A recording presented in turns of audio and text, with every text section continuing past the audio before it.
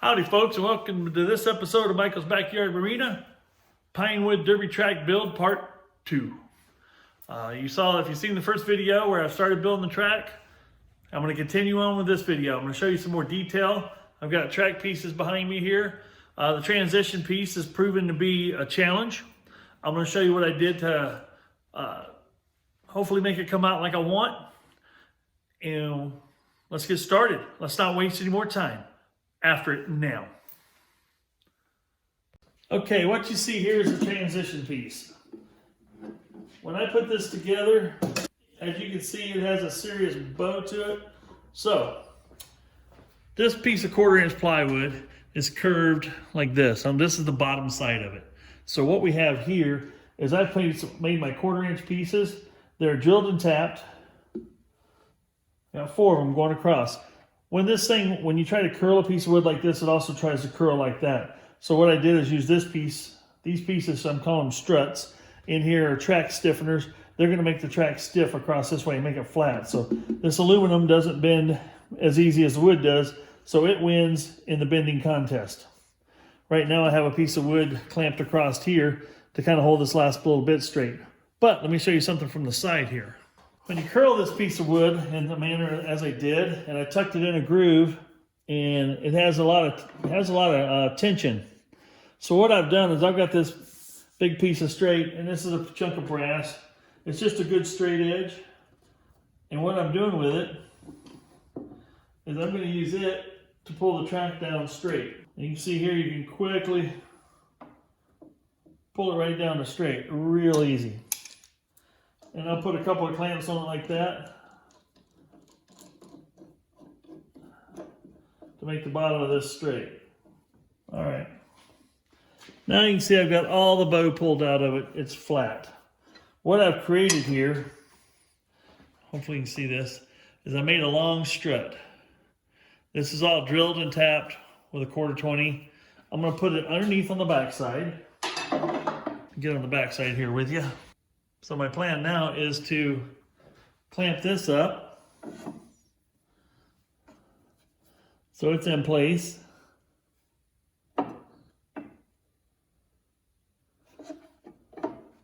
Make sure I got the threads pointing in the right direction here. Yep. What I'll do is I'll bolt this up in place, drill and countersink from the outside like I did for these struts in here. And I'm hoping that'll hold this track pretty straight once it's done. So let's get after that.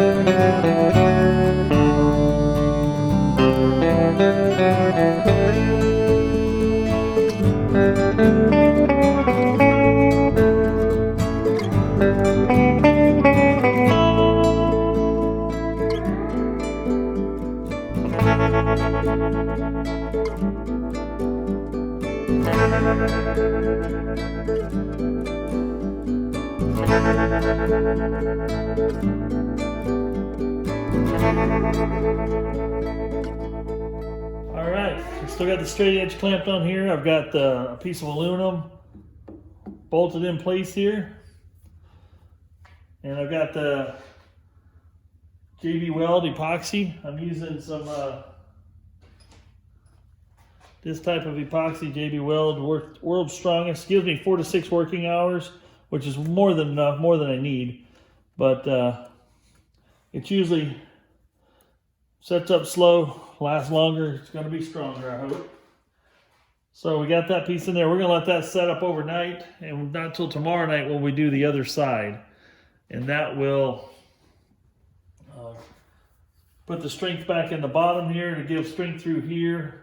So this thing is less likely to break on me. Plus it's going to help straighten things out a little bit. So we'll do the other tomorrow night after this glue dries.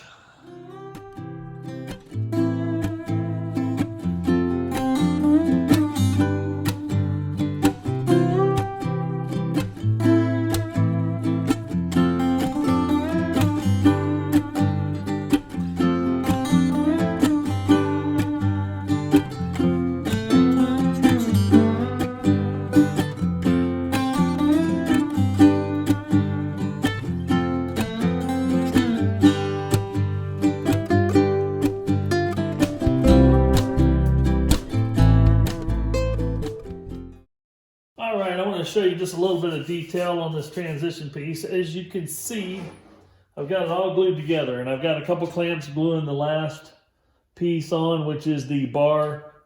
That is the connector piece. So as you can see, I've got my struts in here glued in tight.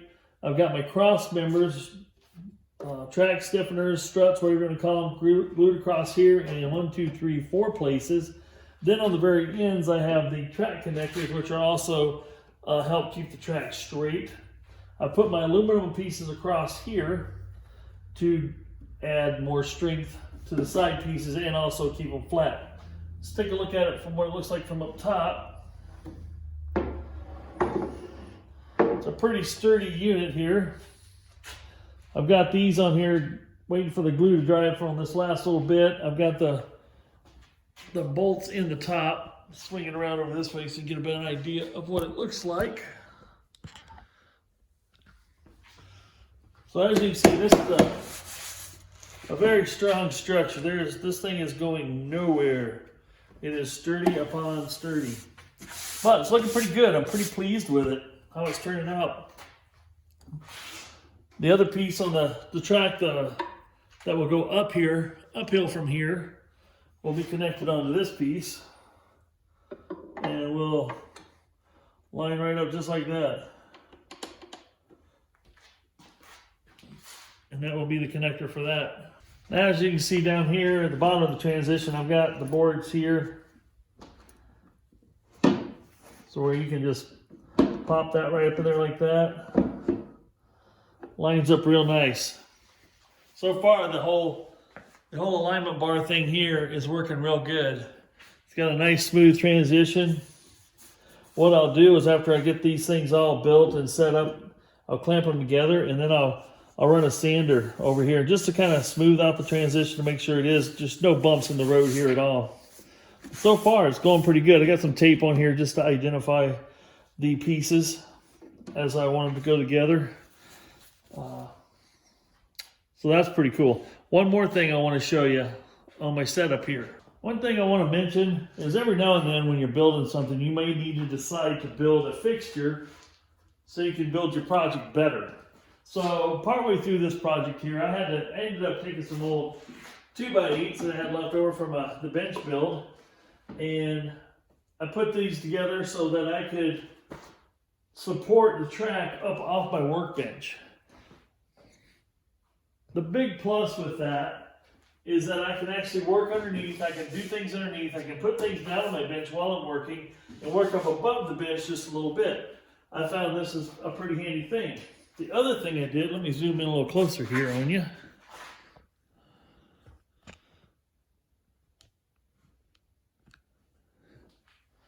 Is I mounted these little Destaco clamps on here so I can, when I move the track around or I flip it over, I put it back in place, I can just push this down, and this keeps it from falling, keeps it from moving around, and it supports it.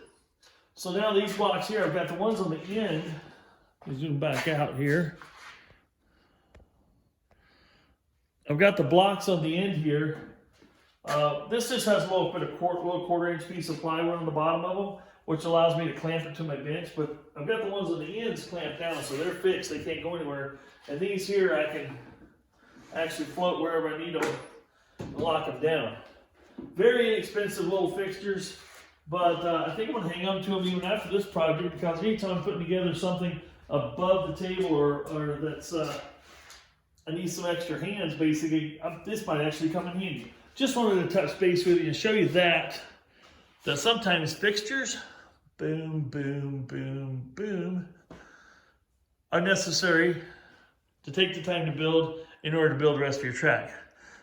Now that we've got the transition piece is complete, except for the guide rails that are going to run down the middle. I'm going to put all the guides on the track after it's all finished. That'll be the last thing I put on, because I want to make sure everything lines up dead on.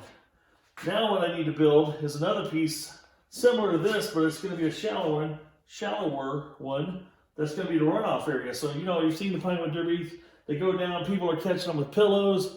If you look at besttrack.com, the aluminum ones, they have runoff things that actually the center of the track raises up and they're covered in rubber, and it causes the car to stop with the wheels off the ground, and it just rubs on the belly of the car, which that prevents damage of the car. The ones that have where people are catching them with pillows, catching them with blankets and stuff like that, you tend to have problems with cars banging into each other and possibly damaging a good car, and it loses because of it. So I'm going to work on that next, and we'll show you how we're going to do that. Okay, I'm going to give you a sneak preview of how this little stopping ramp's going to work. I don't have it all put together yet, but I can give you an idea of how it's supposed to work. I only have one strip of rubber, and it's not wide enough. I'll have to purchase some more rubber, but you'll get the idea. Now the rubber is wider.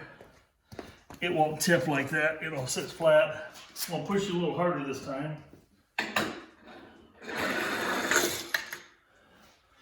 And I'm gonna push it even harder.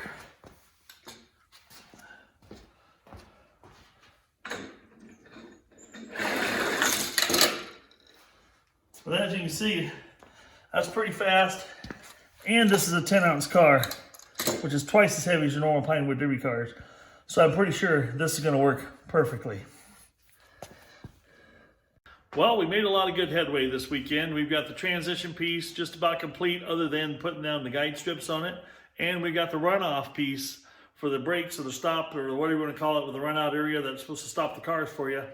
All done except for I need to purchase some rubber strips to put down on my angled pieces, and then we can call that one complete. But getting really close here. I got to put a few more ends together. I've got to do from where the transition goes down or goes up in the angle piece. I got to get that one attached, and whatever I'm going to configure from legs on that. We'll save that for part 3. I'm going to call this it for part 2. Folks, get out there and do something fun. We've had a great time out here this weekend, and we got more to come. So stay tuned, subscribe, hit that notification bell at the bottom of your screen to get notified every time there's a new video coming out. And I'll see you next time. Michael out.